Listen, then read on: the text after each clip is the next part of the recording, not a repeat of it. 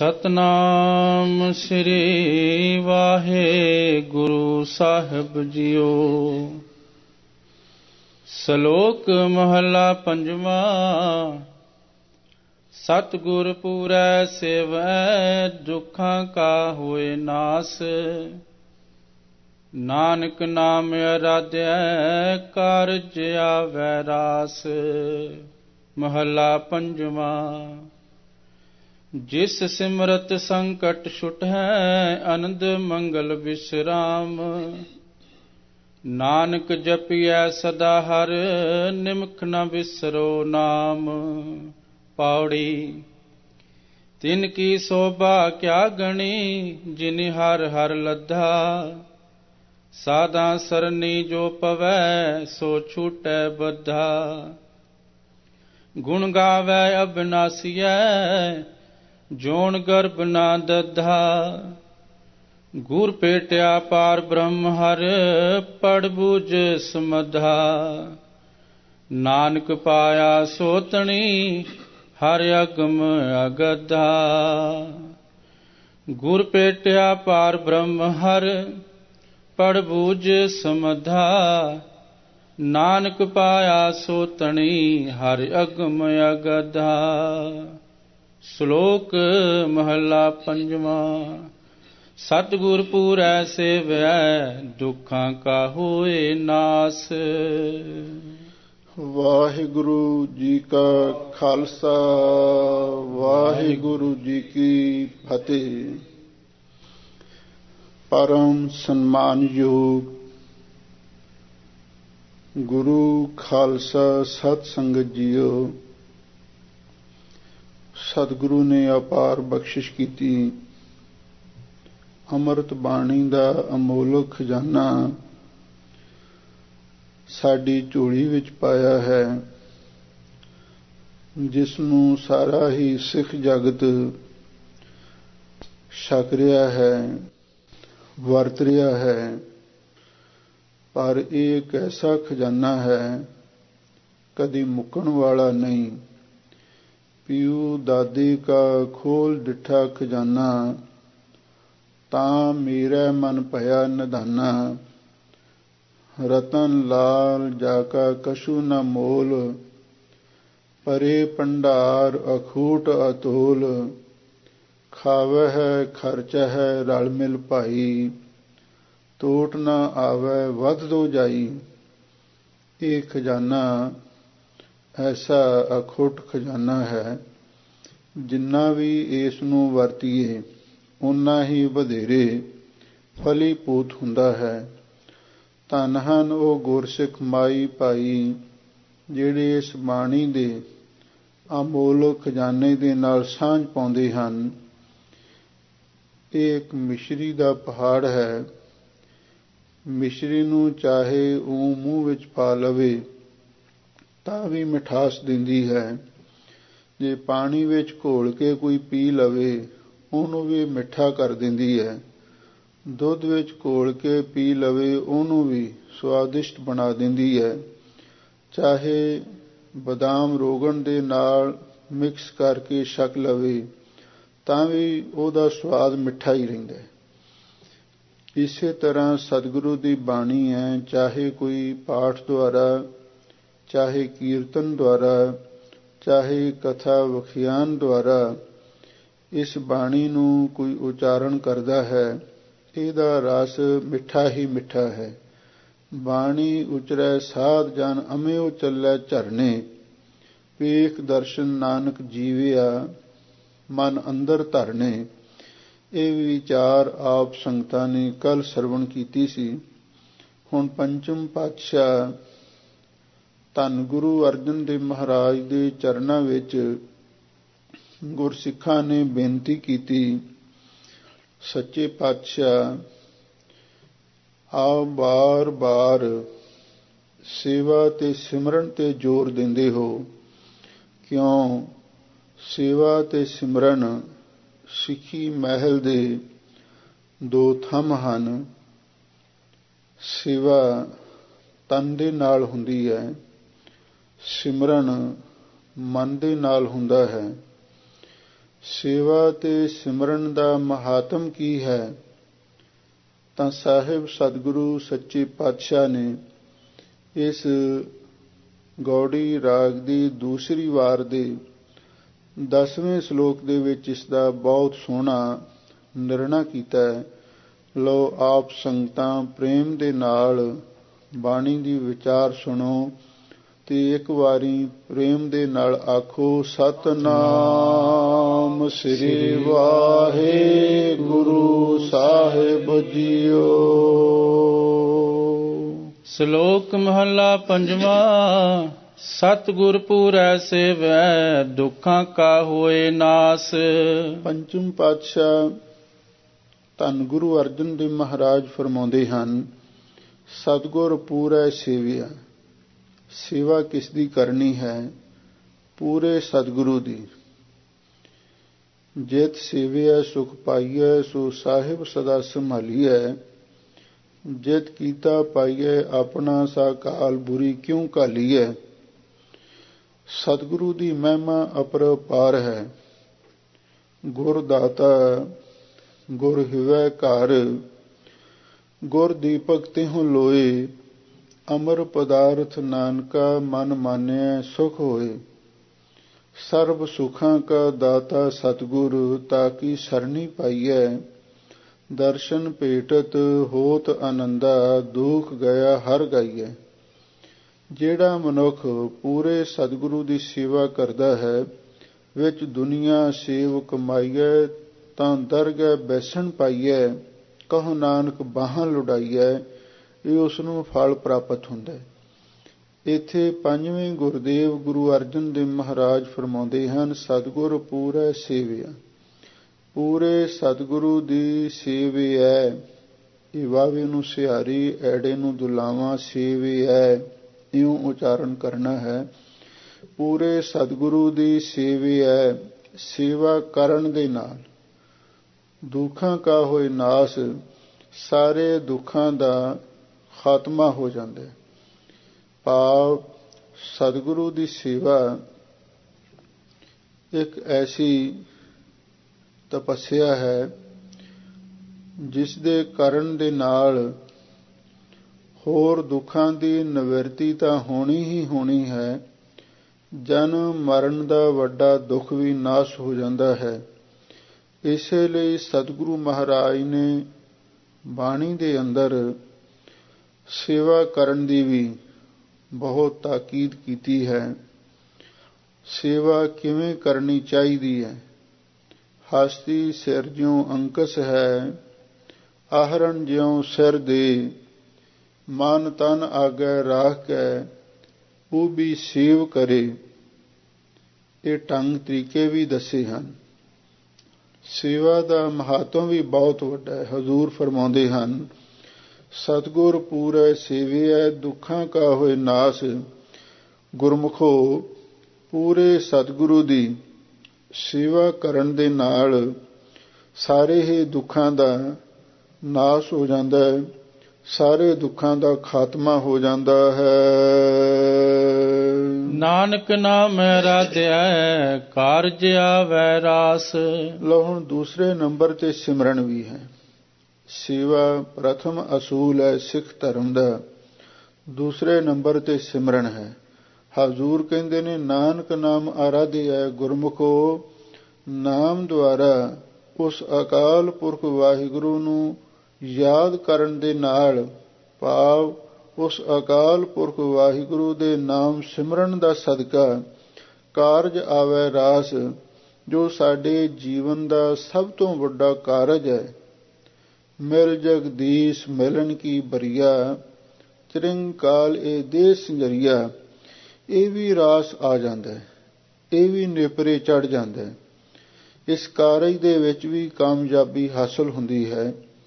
ਭਾਵ ਪੂਰੇ ਸਤਿਗੁਰੂ ਦੀ ਸੇਵਾ ਦੁੱਖਾਂ ਦਾ ਵਿਨਾਸ਼ ਕਰਦੀ ਹੈ ਤੇ ਅਕਾਲ ਪੁਰਖ ਵਾਹਿਗੁਰੂ ਦੇ ਨਾਮ ਦਾ ਸਿਮਰਨ ਇਹ ਕਾਰਜਾਂ ਦੀ ਸਫਲਤਾ ਕਰਦਾ ਹੈ। ਇੱਥੋਂ ਤੱਕ ਨਾਮ ਸਿਮਰਨ ਦੁਆਰਾ ਪ੍ਰਭੂ ਪ੍ਰਾਪਤੀ ਦਾ ਕਾਰਜ ਵੀ ਸਫਲ ਹੋ ਜਾਂਦਾ ਹੈ। ਮਹੱਲਾ ਪੰਜਵਾਂ। ਜਿਸ ਸਿਮਰਤ ਸੰਕਟ ਛੁਟ ਹੈ, ਆਨੰਦ ਮੰਗਲ ਵਿਸਰਾਮ। ਲੋ ਹੁਣ ਸਾਹਿਬ ਸਤਿਗੁਰੂ ਸੱਚੇ ਪਾਤਸ਼ਾਹ ਫਿਰ ਅੱਗੇ ਸਿਮਰਨ ਦਾ ਹੀ ਮਹਾਤਮ ਬਿਆਨ ਕਰਦੇ ਹਨ। ਗੁਰਮੁਖੋ, ਜਿਸ ਵਾਹਿਗੁਰੂ ਦਾ ਸਿਮਰਨ ਕਰਦਿਆਂ ਹੋਇਆਂ ਸੰਕਟ ਛੁਟ ਹੈ, ਸੰਕਟ ਦਾ ਅਰਥ ਹੈ ਕਸ਼ਟ, ਦੁੱਖ, ਤਕਲੀਫ। ਜਿਸ ਵਾਹਿਗੁਰੂ ਦਾ ਸਿਮਰਨ ਕਰਦਿਆਂ ਹੋਇਆਂ ਸਾਰੇ ਸੰਕਟ ਛੁੱਟ ਜਾਂਦੇ ਨੇ, ਸਾਰੇ ਦੁੱਖਾਂ ਤੋਂ ਖਹਿੜਾ ਛੁੱਟ ਜਾਂਦਾ ਹੈ। ਸਿਮਰੋ ਸਿਮਰ ਸਿਮਰ ਸੁਖ ਪਾਵੋ, ਕਾਲ ਕਲੇਸ਼ ਤਨ ਮਾਹੀ ਮਿਟਾਵੋ। ਆਨੰਦ ਮੰਗਲ ਵਿਸਰਾਮ, ਤੇ ਆਨੰਦ, ਖੁਸ਼ੀਆਂ ਤੇ ਵਿਸਰਾਮ ਦਾ ਅਰਥ ਹੈ ਆਰਾਮ ਮਿਲ ਜਾਂਦਾ ਹੈ। ਸਿਮਰਨ ਦੁਆਰਾ ਪਰਮਾਤਮਕ ਆਨੰਦ ਤੇ ਆਤਮਕ ਖੁਸ਼ੀਆਂ ਤੇ ਮਨ ਦਾ ਪੂਰਨ ਟਿਕਾ, ਸਹਿਜ ਅਵਸਥਾ ਦਾ ਵਿਸਰਾਮ ਵੀ ਮਿਲ ਜਾਂਦਾ ਹੈ। ਨਾਨਕ ਜਪਿਆ ਸਦਾ ਹਰ, ਨਿਮਕ ਨ ਵਿਸਰੋ ਨਾਮ। ਸਾਹਿਬ ਸਤਿਗੁਰੂ ਸੱਚੇ ਪਾਤਸ਼ਾਹ ਫਰਮਾਉਂਦੇ ਨੇ, ਇਸ ਲਈ ਗੁਰਮੁਖੋ ਹਰ ਵੇਲੇ ਅਕਾਲ ਪੁਰਖ ਵਾਹਿਗੁਰੂ ਦਾ ਨਾਮ ਜਪਦੇ ਰਹਿਣਾ ਚਾਹੀਦਾ ਹੈ। ਜੋ ਸਾਸ ਗਰਾਸ ਤੇ ਆਏ ਮੇਰਾ ਹਰ ਹਰ, ਸੋ ਗੁਰਸਿੱਖ ਗੁਰੂ ਮਨ ਭਾਵੈ। ਨਿਮਕ ਨਾ ਬਿਸਰੋ ਨਾਮ। ਇੱਕ ਨਿਮਕ ਦਾ ਅਰਥ ਹੈ ਅੱਖ ਦੇ ਫੋਰੇ ਮਾਤਰ ਵੀ, ਥੋੜੇ ਤੋਂ ਥੋੜਾ ਸਮਾਂ ਵੀ ਕਦੇ ਸਾਨੂੰ ਅਕਾਲ ਪੁਰਖ ਵਾਹਿਗੁਰੂ ਦਾ ਨਾਮ ਭੁੱਲਣਾ ਨਹੀਂ ਚਾਹੀਦਾ। ਹਰ ਵੇਲੇ ਵਾਹਿਗੁਰੂ ਵਾਹਿਗੁਰੂ ਵਾਹਿਗੁਰੂ ਵਾਹਿਗੁਰੂ ਵਾਹਿਗੁਰੂ ਰਸਨਾ ਤੋਂ ਜਪਦੇ ਰਹਿਣਾ ਚਾਹੀਦਾ ਹੈ। ਪਾਵੜੀ।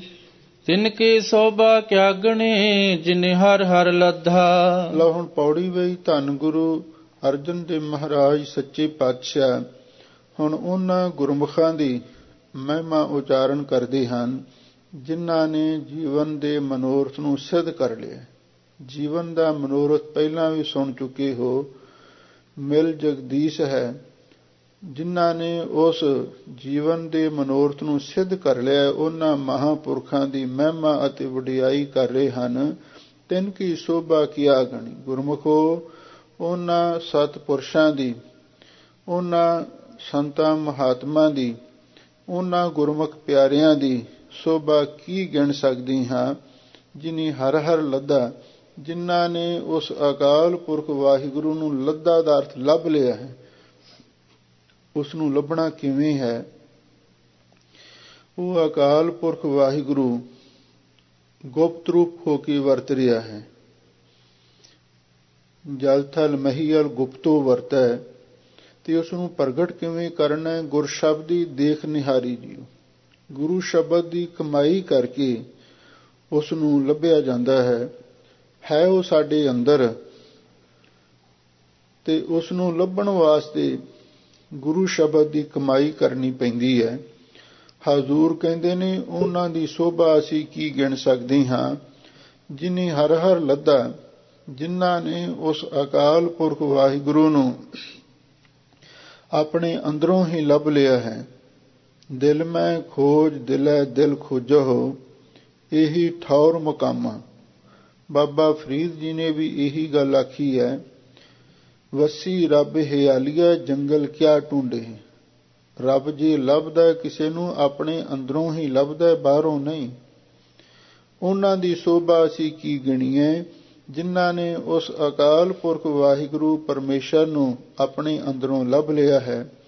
ਸੱਚਖੰਡ ਵਾਸੀ ਪੰਥ ਰਤਨ ਸ਼੍ਰੀਮਾਨ ਸੰਤ ਗਿਆਨੀ ਗੁਰਬਚਨ ਸਿੰਘ ਜੀ ਖਾਲਸਾ ਪਿੰਡਰਾਂ ਵਾਲੇ ਮਹਾਂਪੁਰਖ ਇੱਕ ਬੜਾ ਸੁੰਦਰ ਅਲੰਕਾਰ ਸੁਣਾਉਂਦੇ ਸਨ।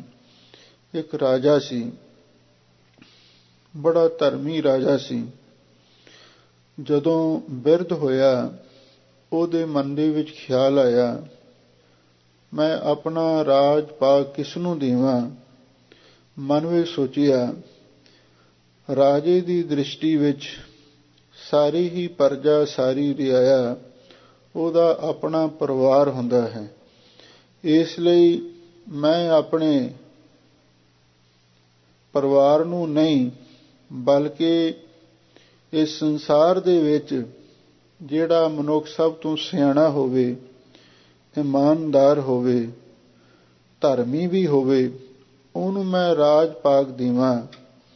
ਇਸ ਖਿਆਲ ਦੇ ਨਾਲ ਰਾਜੇ ਨੇ ਇੱਕ ਬੜਾ ਸੁੰਦਰ ਬਾਗ ਲਗਵਾਇਆ ਤੇ ਉਸ ਬਾਗ ਦੇ ਵਿੱਚ ਬਹੁਤ ਸੁੰਦਰ ਨਹਿਰਾਂ ਵੀ ਬਣਾਈਆਂ, ਫੁਹਾਰੇ ਵੀ ਲਾਏ, ਔਰ ਉਸ ਦੇ ਵਿੱਚ ਇੱਕ ਬਹੁਤ ਸੁੰਦਰ ਸ਼ੀਸ਼ ਮਹਿਲ ਵੀ ਤਿਆਰ ਕਰਵਾਇਆ।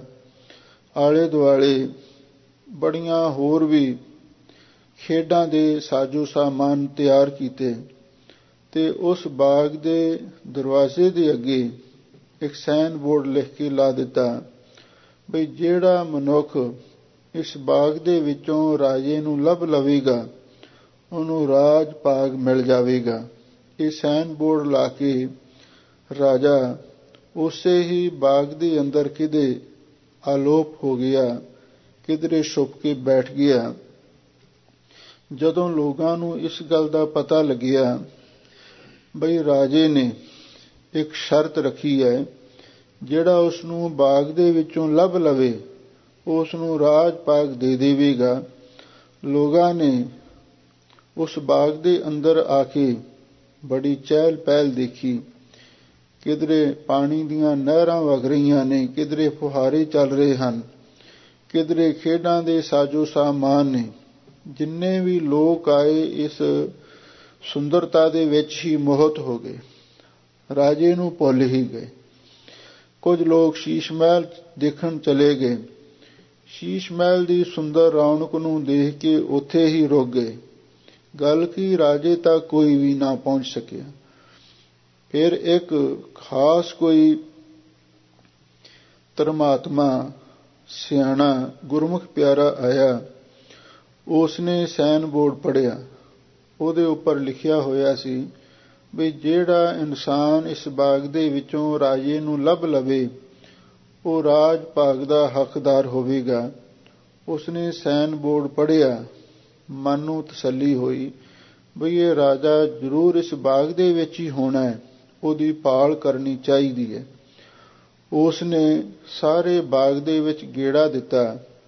ਜਿੰਨੀਆਂ ਵੀ ਉਸ ਰਾਜੇ ਨੇ ਸੁੰਦਰਤਾ ਦੇ ਸਾਮਾਨ ਬਣਾਏ ਸਨ ਉਹਨਾਂ ਨੂੰ ਸਰਸਰੀ ਨਜ਼ਰ ਦੇ ਨਾਲ ਦੇਖਿਆ, ਰੁਕਿਆ ਕਿਧਰੇ ਵੀ ਨਹੀਂ। ਫਿਰ ਉਹਨੇ ਸੋਚਿਆ ਵੀ ਰਾਜੇ ਦੀ ਭਾਲ ਕਿਵੇਂ ਕੀਤੀ ਜਾਵੇ। ਰਾਜੇ ਦਾ ਕੁਝ ਵੀ ਪਤਾ ਨਹੀਂ ਸੀ ਲੱਗ ਰਿਹਾ। ਆਖੀਰ ਉਹ ਮਨੁੱਖ ਬੜਾ ਸਿਆਣਾ ਸੀ, ਉਸ ਬਾਗ ਦੇ ਮਾਲੀ ਕੋਲ ਚਲਿਆ ਗਿਆ। ਬਾਗ ਦੇ ਮਾਲੀ ਨੂੰ ਜਾ ਕੇ ਕਹਿਣ ਲੱਗਾ ਬਈ ਤੂੰ ਇਸ ਬਾਗ ਦਾ ਮਾਲਕ ਹੈ, ਤੂੰ ਇਸ ਬਾਗ ਦਾ ਪਰਵਤਗਾਰ ਹੈ, ਤੂੰ ਮੇਰੀ ਮਦਦ ਕਰ ਸਕਦਾ ਹੈ, ਤੂੰ ਮੈਨੂੰ ਇਹ ਦੱਸ ਰਾਜਾ ਕਿੱਥੇ ਹੈ। ਉਹ ਮਾਲੀ ਪਹਿਲਾਂ ਤੇ ਚੁੱਪ ਰਿਹਾ, ਫਿਰ ਉਹਨੂੰ ਕਹਿਣ ਲੱਗਾ ਦੇਖ ਮੈਂ ਕਿਸੇ ਨੂੰ ਵੀ ਨਹੀਂ ਦੱਸਾਂਗਾ ਤੇ ਤੂੰ ਮੈਨੂੰ ਇੰਨੀ ਗੱਲ ਦੱਸ ਦੇ ਵੀ ਰਾਜਾ ਕਿੱਥੇ ਹੈ। ਤੇ ਉਸ ਮਾਲੀ ਨੇ ਉਸ ਨੂੰ ਸਾਰਾ ਭੇਤ ਸਮਝਾ ਦਿੱਤਾ। ਬਾਗ ਦੇ ਐਨ ਸਿਰੇ ਤੇ ਇੱਕ ਮਿੱਟੀ ਦੀ ਢੇਰੀ ਸੀ, ਜਾਂ ਇਉਂ ਕਹਿ ਦਿਓ ਛੋਟੀ ਜਿਹੀ ਪਹਾੜੀ ਸੀ। ਉਸ ਪਹਾੜੀ ਦੇ ਹੇਠਾਂ ਇੱਕ ਗੁਫਾ ਬਣੀ ਹੋਈ ਸੀ, ਜਾਂ ਇਹ ਕਹਿ ਲਓ ਉੱਥੇ ਇੱਕ ਢੇਰੀ ਦੇ ਹੇਠਾਂ, ਪਹਾੜੀ ਦੇ ਹੇਠਾਂ ਇੱਕ ਭੋਰਾ ਬਣਿਆ ਹੋਇਆ ਸੀ ਤੇ ਉਹ ਰਾਜਾ ਉੱਥੇ ਬੈਠਾ ਸੀ ਤੇ ਉਸ ਦਾ ਦਰਵਾਜ਼ਾ ਬੰਦ ਕੀਤਾ ਹੋਇਆ ਸੀ। ਉੱਪਰੋਂ ਮਿੱਟੀ ਪਾ ਕੇ ਤੇ ਕੁਛ ਕੱਖ ਘਾਹ ਫੂਸ ਰੱਖ ਕੇ ਉਸ ਨੂੰ ਇਉਂ ਬੰਦ ਕੀਤਾ ਹੋਇਆ ਸੀ ਕਿਸੇ ਨੂੰ ਪਤਾ ਵੀ ਨਾ ਲੱਗ ਸਕੇ। ਹੁਣ ਉਹ ਜਿਹੜਾ ਸਿਆਣਾ ਪੁਰਸ਼ ਸੀ ਮਾਲੀ ਦੀ ਸਹਾਇਤਾ ਨਾਲ ਉਸ ਢੇਰੀ ਦੇ ਨੇੜੇ ਪਹੁੰਚਿਆ ਤੇ ਉਸਨੇ ਉਹ ਢੇਰੀ ਨੂੰ ਮਿੱਟੀ ਨੂੰ ਪਾਸੇ ਹਟਾਇਆ ਤਾਂ ਕੀ ਵੇਖਦਾ ਹੈ ਇੱਕ ਦਰਵਾਜ਼ਾ ਨਜ਼ਰ ਆਇਆ। ਉਹਨੇ ਉਹ ਦਰਵਾਜ਼ਾ ਖੋਲ੍ਹਿਆ ਤੇ ਅੰਦਰ ਰਾਜਾ ਬੈਠਾ ਸੀ। ਰਾਜੇ ਦੇ ਦਰਸ਼ਨ ਦੀਦਾਰ ਹੋ ਗਏ। ਰਾਜਾ ਬੜਾ ਖੁਸ਼ ਹੋਇਆ। ਉਸਨੇ ਉਸ ਭਾਲਣ ਵਾਲੇ ਗੁਰਮੁਖ ਪਿਆਰੇ ਨੂੰ ਆਪਣਾ ਰਾਜ ਭਾਗ ਦਿੱਤਾ ਤੇ ਨਾਲ ਉਸ ਦਾ ਧੰਨਵਾਦ ਕੀਤਾ। ਕਹਿਣ ਲੱਗਾ ਤੂੰ ਧੰਨ ਹੈ। ਦੁਨੀਆ ਦੇ ਲੋਕ ਰੌਣਕ ਮੇਲਿਆਂ ਦੇ ਵਿੱਚ ਹੋਲ ਦਿਲ ਪਰਚਾਵੇ ਦੇ ਸਾਧਨਾਂ ਦੇ ਵਿੱਚ ਹੀ ਫਸ ਕੇ ਰਹਿ ਗਏ ਹਨ, ਪਰ ਤੇਰਾ ਮਨ ਉਹਨਾਂ ਵੱਲ ਨਹੀਂ ਭਟਕਿਆ। ਤੂੰ ਸਿੱਧਾ ਮੇਰੀ ਭਾਲ ਵਿੱਚ ਨਿਕਲਿਆ ਤੇ ਤੂੰ ਹੁਣ ਮੈਨੂੰ ਮਿਲ ਗਿਆ, ਮੇਰੇ ਰਾਜ ਭਾਗ ਦਾ ਹੱਕਦਾਰ ਤੂੰ ਹੋਵੇਂਗਾ। ਇਹ ਇੱਕ ਅਲੰਕਾਰ ਹੈ। ਦਾਰਿਸ਼ਟਾਂਤ ਵਜੋਂ ਮਹਾਂਪੁਰਖ ਇਸ ਅਲੰਕਾਰ ਨੂੰ ਇਉਂ ਘਟਾਉਂਦੇ ਸਨ। ਉਸ ਅਕਾਲ ਪੁਰਖ ਵਾਹਿਗੁਰੂ ਪਰਮੇਸ਼ਰ ਨੇ ਸੋ ਪਾਤਸ਼ਾਹੋ ਸ਼ਾਹਾਂ ਪਾਤ ਸਾਹਿਬ ਨਾਨਕ ਰਹਿਣ ਰਜਾਈ, ਉਹ ਵੀ ਇੱਕ ਰਾਜਾ ਹੈ। ਉਸ ਅਕਾਲ ਪੁਰਖ ਵਾਹਿਗੁਰੂ ਪਰਮੇਸ਼ਰ ਨੇ ਇਹ ਜਿਹੜਾ ਸੰਸਾਰ ਹੈ ਇੱਕ ਬੜਾ ਸੁੰਦਰ ਬਾਗ ਤਿਆਰ ਕੀਤਾ ਹੋਇਆ। ਇਸ ਬਾਗ ਦੇ ਅੰਦਰ ਬੜੀਆਂ ਬੜੀਆਂ ਸੁੰਦਰ ਚੀਜ਼ਾਂ ਬਣਾਈਆਂ ਹੋਈਆਂ ਨੇ। ਇਹਦੇ ਵਿੱਚ ਨਹਿਰਾਂ ਵੀ ਨੇ, ਪਾਰਕ ਵੀ ਹਨ, ਫੁਲਵਾੜੀਆਂ ਵੀ ਹਨ, ਖੇਡਾਂ ਦੇ ਸਾਜੋ ਸਾਮਾਨ ਵੀ ਹਨ, ਮਨੋਰੰਜਨ ਵਾਸਤੇ ਹੋਰ ਵੀ ਬੜੀਆਂ ਬੜੀਆਂ ਸੁੰਦਰ ਚੀਜ਼ਾਂ ਬਣੀਆਂ ਹੋਈਆਂ ਹਨ। ਤੇ ਇਹਦੇ ਵਿੱਚ ਸ਼ੀਸ਼ ਮਹਿਲ ਵਾਂਗੂ ਇੱਕ ਸਵਰਗ ਵੀ ਬਣਾ ਦਿੱਤਾ। ਬਹੁਤ ਸਾਰੇ ਲੋਕ ਨੇ ਜਿਹੜੇ ਇਸ ਧਰਤੀ ਦੇ ਹੀ ਜਿਹੜੇ ਮਾਇਆ ਦੇ ਚਮਤਕਾਰ ਨੇ, ਕੋਈ ਮਾਇਕ ਖੇਲਾਂ ਨੇ, ਇਹਨਾਂ ਦੇ ਵਿੱਚ ਹੀ ਪਰਚ ਕੇ ਰਹਿ ਜਾਂਦੇ ਹਨ। ਤੇ ਕੋਈ ਬਹੁਤੀ ਗੱਲ ਸ਼ੀਸ਼ ਮਹਿਲ ਵਾਂਗੂ ਸਵਰਗ ਤੱਕ ਪਹੁੰਚ ਜਾਂਦਾ ਹੈ, ਪਰ ਉਹ ਰਾਜਾ ਕਿੱਥੇ ਹੈ, ਪਰਮੇਸ਼ਰ ਕਿੱਥੇ ਹੈ, ਉਹਦੇ ਬਾਰੇ ਸ਼ਾਇਦ ਹੀ ਕਿਸੇ ਦਾ ਖਿਆਲ ਜਾਂਦਾ ਹੈ। ਹਾਂ, ਜਿਨ੍ਹਾਂ ਤੇ ਅਕਾਲ ਪੁਰਖ ਵਾਹਿਗੁਰੂ ਦੀ ਰਹਿਮਤ ਹੁੰਦੀ ਹੈ, ਉਹ ਸਤਿਗੁਰੂ ਇਸ ਬਾਗ ਦੇ ਮਾਲੀ ਨੇ। ਉਹ ਸਤਿਗੁਰੂ ਦੀ ਸ਼ਰਨ ਵਿੱਚ ਆ ਜਾਂਦਾ ਹੈ ਤੇ ਸਤਿਗੁਰੂ ਮਹਾਰਾਜ ਦੇ ਚਰਨਾਂ ਵਿੱਚ ਬੇਨਤੀਆਂ ਕਰਦਾ, ਸੱਚੇ ਪਾਤਸ਼ਾਹ ਕਿਰਪਾ ਕਰੋ, ਮੈਨੂੰ ਉਸ ਅਕਾਲ ਪੁਰਖ ਵਾਹਿਗੁਰੂ ਦੇ ਮਿਲਣ ਦਾ ਤਰੀਕਾ ਦੱਸੋ। ਤਾਂ ਮਹਾਂਪੁਰਖ ਕਹਿੰਦੇ ਨੇ, ਇਹ ਸੰਸਾਰ ਇੱਕ ਬਾਗ ਹੈ। ਆ ਜੋ ਤੇਰੀ ਦੇਹ ਹੈ, ਤੇਰਾ ਸਰੀਰ ਹੈ, ਇਹ ਮਾਨੋ ਇੱਕ ਮਿੱਟੀ ਦੀ ਢੇਰੀ ਹੈ, ਇਹ ਇੱਕ ਪਹਾੜੀ ਹੈ। ਇਹਦੇ ਅੰਦਰ ਇੱਕ ਗੁਪਤ ਦਰਵਾਜ਼ਾ ਰੱਖਿਆ ਹੋਇਆ ਹੈ, 10ਵਾਂ ਗੁਪਤ ਰਖਾਇਆ। ਤੂੰ ਜਦੋਂ ਉਹਨੂੰ ਖੋਲ੍ਹ ਲਵੇਂਗਾ, ਫਿਰ ਤੈਨੂੰ ਅੰਦਰੋਂ ਹੀ ਉਸ ਰਾਜੇ ਪਾਤਸ਼ਾਹ ਦੇ ਦੀਦਾਰ ਹੋ ਸਕਦੇ ਹਨ, ਜਿਹੜੇ ਗੁਰਮੁਖ ਪਿਆਰੇ ਸਤਿਗੁਰੂ ਦੀ ਬਖਸ਼ੀ ਹੋਈ ਸੇਧ ਦੁਆਰਾ ਇਹ ਸਰੀਰ ਰੂਪੀ ਪਹਾੜੀ ਦੇ ਅੰਦਰ ਜਿਹੜੀਆਂ 9 ਗੋਲਕਾਂ ਨੇ, ਇਹਨਾਂ ਤੋਂ ਇੱਕ ਵੱਖਰਾ 10ਵਾਂ ਰਸਤਾ ਹੈ, ਇੱਕ ਨਾ 10ਵਾਂ ਦੁਆਰ ਦਿਖਾਇਆ। ਜਦੋਂ ਉਸ 10ਵੇਂ ਦੁਆਰ ਨੂੰ ਉਹ ਪ੍ਰਾਪਤ ਕਰ ਲੈਂਦੇ ਨੇ, ਫਿਰ ਉਹਨਾਂ ਨੂੰ ਉਸ ਅਕਾਲ ਪੁਰਖ ਵਾਹਿਗੁਰੂ ਪਾਤਸ਼ਾਹ ਦੇ ਦਰਸ਼ਨ ਦੀਦਾਰੇ ਹੋ ਜਾਂਦੇ ਹਨ। ਤੇ ਫਿਰ ਉਹਨਾਂ ਨੂੰ ਅਕਾਲ ਪੁਰਖ ਵਾਹਿਗੁਰੂ ਆਪਣਾ ਦਰਗਾਹੀ ਰਾਜ ਭਾਗ ਵੀ ਦੇ ਦਿੰਦਾ ਹੈ। ਅਬ ਤੋ ਜਾਏ ਚਰੇ ਸਿੰਘਾਸਨ, ਮਿਲੇ ਹੈ ਸਾਰੰਗ ਪਾਨੀ, ਰਾਮ ਕਬੀਰਾ ਏਕ ਪਏ ਹੈ, ਕੋਈ ਨਾ ਸਕੈ ਪਛਾਨੀ।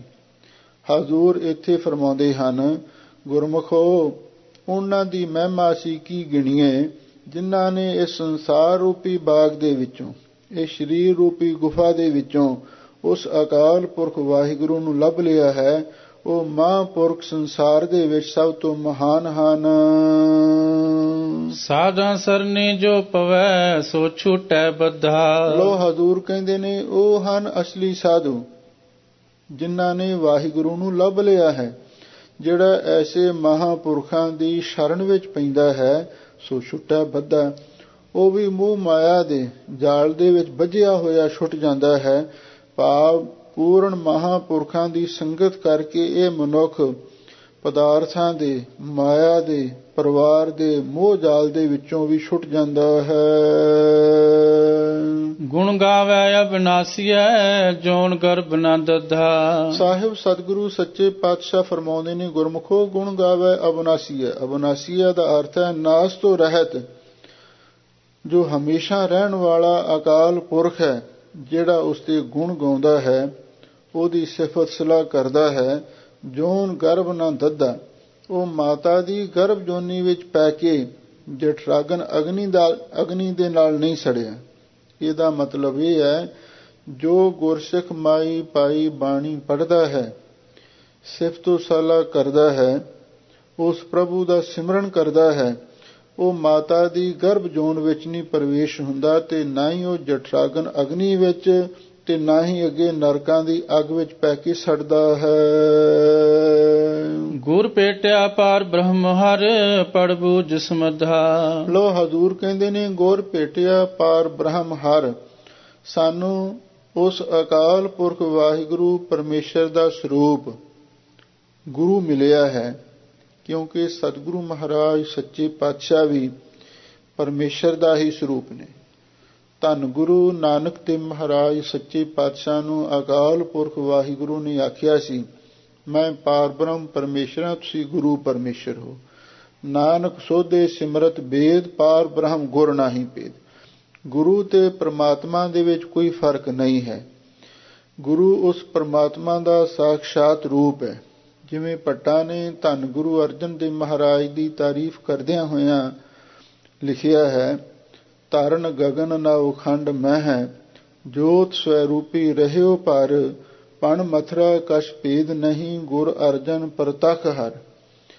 ਉਸ ਅਕਾਲ ਪੁਰਖ ਵਾਹਿਗੁਰੂ ਦਾ ਸਰਗੁਣ ਸਰੂਪ ਸਤਿਗੁਰੂ ਮਹਾਰਾਜ ਨੇ, ਕਿ ਸਤਿਗੁਰੂ ਦਾ ਵਾਸਤਵ ਸਰੂਪ ਉਹ ਅਕਾਲ ਪੁਰਖ ਵਾਹਿਗੁਰੂ ਆਪ ਹੈ। ਇਉਂ ਗੁਰ ਭੇਟਿਆ ਪਾਰ ਬ੍ਰਹਮ ਹਰ।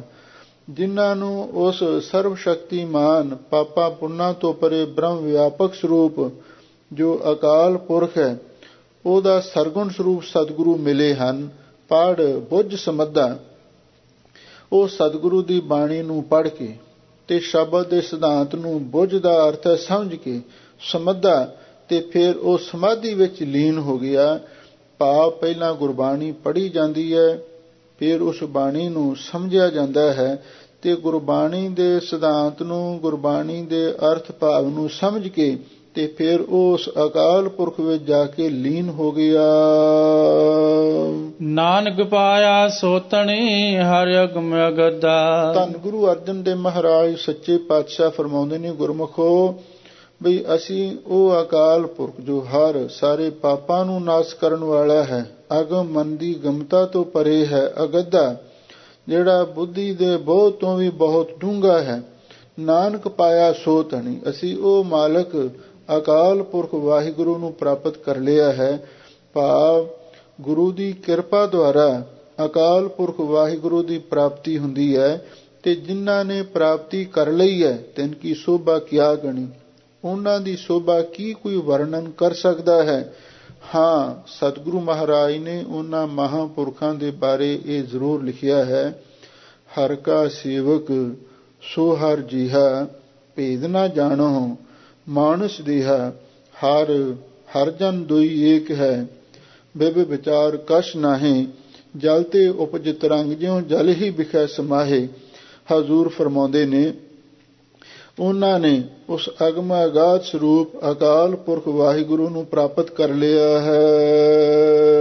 ਸ਼ਲੋਕ ਮਹੱਲਾ ਪੰਜਵਾ। ਕਾਮ ਨਾ ਕਰਹਿ ਆਪਣਾ, ਫਿਰ ਹੈ ਅਵਤਾ ਲੋਏ। ਲੋ ਹੁਣ ਧੰਨ ਗੁਰੂ ਅਰਜਨ ਦੇਵ ਮਹਾਰਾਜ ਸੱਚੇ ਪਾਤਸ਼ਾਹ 11ਵੇਂ ਸ਼ਲੋਕ ਦੇ ਵਿੱਚ ਹੁਣ ਜਿਹੜੇ ਪਰਮਾਦੀ ਮਨੁੱਖ ਨੇ, ਪਰਮਾਦ ਕਿਸ ਨੂੰ ਕਹਿੰਦੇ ਨੇ, ਮਹਾਂਪੁਰਖ ਇਹਦੇ ਬਾਰੇ ਵਿਚਾਰ ਦੱਸਦੇ ਸਨ। ਕਾਰਨ ਯੋਗ ਜੋ ਵਸਤ ਹੈ, ਤਾਂ ਕਿ ਇੱਛਾ ਹੋਏ, ਤਾਂ ਕੋ ਨਾ ਫੁਨ ਕੀਜੀਏ, ਪ੍ਰਮਾਦ ਕਹਾਵੈ ਸੋਏ। ਪਤਾ ਹੈ ਵੀ ਇਸ ਕੰਮ ਦੀ ਸਾਨੂੰ ਬੜੀ ਲੋੜ ਹੈ, ਤੇ ਫਿਰ ਵੀ ਉਹ ਕੰਮ ਨਾ ਕੀਤਾ ਜਾਵੇ। ਚਲੋ ਕੋਈ ਗੱਲ ਨਹੀਂ, ਕਰ ਲਵਾਂਗੇ, ਐਵੇਂ ਆਲਸ ਕਰੀ ਜਾਣੀ, ਇਹਨੂੰ ਕਹਿੰਦੇ ਨੇ ਪ੍ਰਮਾਦ। ਜਿਵੇਂ ਆਪਾਂ ਆਮ ਇਹ ਵੀ ਕਹਿ ਦਿੰਦੇ ਹਾਂ ਵੀ ਇਹ ਇੰਨੀ ਲਾਪਰਵਾਹੀ, ਅਣਗਹਿਲੀ ਨਹੀਂ ਕਰਨੀ ਚਾਹੀਦੀ। ਲੋ ਹਜ਼ੂਰ ਕਹਿੰਦੇ ਨੇ ਇਸ ਮਨੁੱਖ ਦਾ ਕੀ ਸੁਭਾਵ ਹੈ, ਕਾਮ ਨਾ ਕਰਹੀ ਆਪਣਾ, ਫਿਰ ਹੈ ਅਵਤਾ ਲੋਏ। ਇਹ ਜਿਹੜਾ ਲੋਏ ਦਾ ਅਰਥ ਮਨੁੱਖ ਹੈ, ਅਵਤਾ ਦਾ ਅਰਥ ਹੈ ਅਵੈੜਾ ਹੋ ਕੇ, ਬੇਮੁਹਾਰਾ ਹੋ ਕੇ, ਬੇਮਰਜ਼ਾਦਾ ਹੋ ਕੇ ਸੰਸਾਰ ਦੇ ਵਿੱਚ ਵਿਚਰ ਰਿਹਾ ਹੈ। ਕਾਮ ਨਾ ਕਰਹੀ ਆਪਣਾ, ਜਿਹੜਾ ਇਸ ਦਾ ਆਪਣਾ ਕੰਮ ਹੈ ਉਹਦੇ ਵੱਲ ਧਿਆਨ ਹੀ ਨਹੀਂ ਦੇ ਰਿਹਾ। ਮਨੁੱਖ ਦਾ ਆਪਣਾ ਕੰਮ ਹੈ ਕੀ? ਮਨੁੱਖ ਦਾ ਆਪਣਾ ਕੰਮ ਹੈ ਅਵਰ ਕਾਜ ਤੇਰਾ ਕਿਤੈ ਨ ਕਾਮ, ਮਿਲ ਸਾਧ ਸੰਗਤ ਭਜ ਕੇਵਲ ਨਾਮ। ਇਹ ਮਨੁੱਖ ਦਾ ਅਸਲੀ ਕਾਰਜ ਹੈ। ਆਹਰ ਸਭ ਕਰਦਾ ਫਿਰੈ, ਆਹਰ ਇੱਕ ਨਾ ਹੋਏ, ਨਾਨਕ ਜਿਤ ਆਹਰ ਜਗ ਉਧਰੈ, ਵਿਰਲਾ ਪਾਈ ਕੋਈ। ਇਹ ਮਨੁੱਖ ਹੋਰ ਤਾਂ ਸਾਰੇ ਕੰਮਕਾਰ ਕਰਦਾ ਫਿਰਦਾ ਹੈ, ਪਰ ਉਹ ਜਿਹੜਾ ਖਾਸ ਕੰਮ ਹੈ ਜਿਹਦੇ ਨਾਲ ਇਹਦਾ ਭਲਾ ਹੋਣਾ, ਜੀਵਨ ਦੀ ਸਫਲਤਾ ਹੋਣੀ ਹੈ, ਗੁਰੂ ਵਾਲੇ ਹੋਣਾ, ਸੇਵਾ ਸਿਮਰਨ ਕਰਨਾ, ਕਥਾ ਕੀਰਤਨ ਨਾਲ ਜੁੜਨਾ ਅਤੇ ਗੁਰੂ ਦੇ ਚਰਨਾਂ ਦੇ ਨਾਲ ਜੁੜੇ ਰਹਿਣਾ, ਇਹ ਕੰਮ ਨਹੀਂ ਕਰਦਾ ਜੋ ਇਸ ਦਾ ਆਪਣਾ ਭਲੇ ਦਾ ਕੰਮ ਹੈ ਤੇ ਸੰਸਾਰ ਦੇ ਵਿੱਚ ਅਵਤਾ ਅਵੈੜਾ ਹੋ ਕੇ ਵਿਚਰ ਰਿਹਾ ਹੈ, ਭਾਵ ਮਨਮੁਖ ਹੋ ਕੇ ਮਨ ਦੇ ਪਿੱਛੇ ਲੱਗ ਕੇ ਆਪ ਹੁਦਰੀਆਂ ਕਰ ਰਿਹਾ ਹੈ। ਜਿਵੇਂ ਕੋਈ ਬੇਲਗਾਮਾ ਪਸ਼ੂ ਹੁੰਦਾ ਹੈ, ਉਹ ਹਰੀਆਂ ਹਰੀਆਂ ਚਰਦਾ ਫਿਰਦਾ ਹੈ। ਜਿਹੜੇ ਆਵਾਰਾ ਪਸ਼ੂ ਹੁੰਦੇ ਨੇ ਔਰ ਉਹ ਕੋਈ ਕੰਮ ਨਹੀਂ ਕਰਦੇ ਤੇ ਬਸ ਫਸਲਾਂ ਦਾ ਉਜਾੜਾ ਹੀ ਕਰਦੇ ਨੇ। ਬਹੁਤ ਸਾਰੇ ਇਹੋ ਜਿਹੇ ਲੋਕ ਵੀ ਹਨ ਜਿਹੜੇ ਉਹ ਹਰਿਆਏ ਪਸ਼ੂਆਂ ਵਾਂਗੂ ਸੰਸਾਰ ਦੇ ਵਿੱਚ ਵਿਚਰ ਰਹੇ ਨੇ। ਕੋਈ ਮਰਜ਼ਾਦਾ ਨਹੀਂ, ਕੋਈ ਅਸੂਲ ਨਹੀਂ, ਕੋਈ ਸ਼ਰਮ ਵੀ ਨਹੀਂ, ਕੋਈ ਧਰਮ ਵੀ ਨਹੀਂ, ਤੇ ਜਿਹੜਾ ਆਪਣਾ ਖਾਸ ਕੰਮ ਹੈ ਜੀਵਨ ਦੀ ਸਫਲਤਾ ਦਾ, ਉਹਦੇ ਵੱਲ ਵੀ ਉਹ ਧਿਆਨ ਨਹੀਂ ਦਿੰਦੇ। ਨਾਨਕ ਨਾਏ ਵਿਸਾਰਿਆ ਸੁਖ ਕਨੇਹਾ ਹੋਏ। ਲੋ ਅਸਲੀ ਕੰਮ ਹੈ ਕੀ? ਅਸਲੀ ਕੰਮ ਹੈ ਗੁਰੂ ਵਾਲੇ ਹੋ ਕੇ ਨਾਮ ਜਪਣਾ, ਪਰ ਉਸ ਪਾਸੇ ਧਿਆਨ ਹੀ ਨਹੀਂ ਜਾਂਦਾ। ਨਾਨਕ ਨਾਏ ਵਿਸਾਰਿਆ, ਲੋ ਹਜ਼ੂਰ ਕਹਿੰਦੇ ਨੇ ਉਸ ਅਕਾਲ ਪੁਰਖ ਵਾਹਿਗੁਰੂ ਦੇ ਨਾਮ ਨੂੰ ਵਿਸਾਰ ਕੇ ਸੁਖ ਕਨੇਹਾ ਹੋਏ। ਦੱਸੋ ਬਈ ਕਿਵੇਂ ਸਾਨੂੰ ਸੁਖ ਪ੍ਰਾਪਤ ਹੋ ਸਕਦਾ ਹੈ? ਸਾਰੀ ਦੁਨੀਆ ਸੁਖ ਭਾਲਦੀ ਫਿਰਦੀ ਹੈ। ਗੱਲ ਕੀ, ਜਿਹੜੇ ਮਨਮੁਖ ਲੋਕ ਵੀ ਨੇ, ਮਾੜੇ ਲੋਕ ਵੀ ਨੇ, ਉਹ ਵੀ ਸੁਖ ਭਾਲਦੇ ਨੇ, ਚੰਗੇ ਵੀ ਸੁਖ ਭਾਲਦੇ ਹੈ। ਇੱਕ ਤਾਂ ਨਿਸ਼ਾਨਾ ਸਾਰਿਆਂ ਦਾ ਸਾਂਝਾ ਹੈ ਨਾ, ਸੁਖ ਸਾਰੀ ਦੁਨੀਆ ਭਾਲਦੀ ਹੈ। ਪਸ਼ੂ ਪੰਛੀ ਵੀ ਸੁਖ ਭਾਲਦੇ ਨੇ, ਪਰ ਹਜ਼ੂਰ ਕਹਿੰਦੇ ਨੇ ਸੁਖ ਮਿਲਣਾ ਵਾਹਿਗੁਰੂ ਦੇ ਨਾਮ ਦੁਆਰਾ, ਤੇ ਨਾਮ ਅਸੀਂ ਜਪਦੇ ਨਹੀਂ। ਐਸਾ ਜਗ ਦੇਖਿਆ ਜੁਆਰੀ, ਸਭ ਸੁਖ ਮੰਗੈ ਨਾਮ ਵਿਸਾਰੀ। ਇਹ ਸੰਸਾਰ ਇੱਕ ਐਸਾ ਅਸੀਂ ਮਸ਼ਕਰਾ ਦੇਖਿਆ ਹੈ, ਬਾਜ਼ਾਰੀ ਦਾ ਅਰਥ ਮਸ਼ਕਰਾ। ਇਹ ਸੰਸਾਰ ਅਸੀਂ ਇੱਕ ਐਸਾ ਮਸ਼ਕਰਾ ਦੇਖਿਆ ਹੈ, ਇਹ ਵਾਹਿਗੁਰੂ ਦਾ ਨਾਮ ਤੇ ਜਪਦਾ ਨਹੀਂ ਤੇ ਸਾਰੇ ਸੁਖ ਮੰਗਦਾ, ਮੈਨੂੰ ਸਾਰੇ ਸੁਖ ਮਿਲ ਜਾਣ। ਪਰ ਸੁਖ ਤਾਂ ਨਾਮ ਦੁਆਰਾ ਮਿਲਣੇ ਨੇ।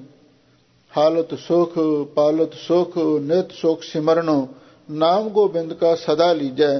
ਪਰ ਇਹ ਵਾਹਿਗੁਰੂ ਦੇ ਨਾਮ ਨੂੰ ਜਪਦਾ ਨਹੀਂ, ਵਾਹਿਗੁਰੂ ਦੇ ਨਾਮ ਨੂੰ ਵਿਸਾਰਨ ਦੇ ਨਾਲ ਦੱਸੋ ਇਹਨੂੰ ਸदैवी ਸੁਖ ਕਿਵੇਂ ਪ੍ਰਾਪਤ ਹੋ ਸਕਦਾ? ਨਹੀਂ ਹੋ ਸਕਦਾ।